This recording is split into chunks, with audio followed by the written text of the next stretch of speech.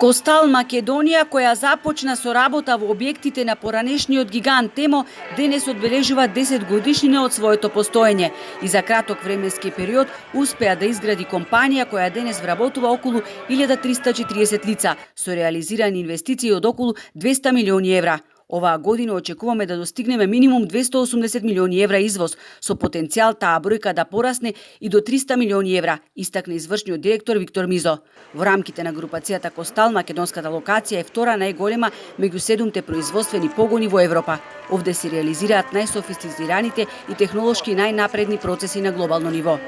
Без разлика на сите оние предизвици, глобални и европски случувања, ние имаме зголемување на обемот на работи и на извозот.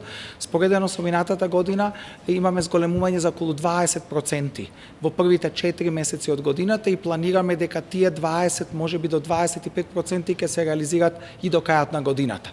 Но признавам дека состојбата во Европа во моментот е навистина секој ден различен вид на ризици се случуваат и е неизвестна и треба да видиме како сето тоа ќе се случи, ќе се развие во следниот период. We made round about 80 million in sales. This year we're going to expect 280 million in sales. Кога првпат дојдов овде, остварувавме околу 80 милиони евра продажба. Денес планираме да достигнеме 280 милиони евра. Тоа е навистина неверојатно. И покрај сите глобални предизвици, Костал годинава очекува раст на приходите и ќе биде меѓу 5 најголеми извозници во државата, истакна премиерот Мицкоски. Ова е двонасочна улица.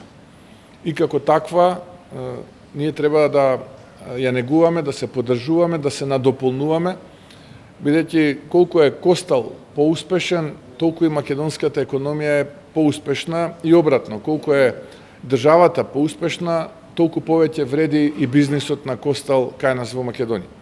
Оваков тип на би рекол производни капацитети се од огромно значење за нашата економија, за бруто домашниот производ и генерално за државата. Така што стоиме на располагање за било каква логистика, институционалните ризици да ги прифатиме и да помогнеме, како што реков, ова инвестиција да стане уште по-успешна. Иако автомобилската индустрија на глобално ниво се соочува со неизвестност, ние како македонска влада ќе направиме се што е во наша моќ да помогнеме ваквите инвестиции да бидат уште поуспешни, додаде премиерот Мицкоски.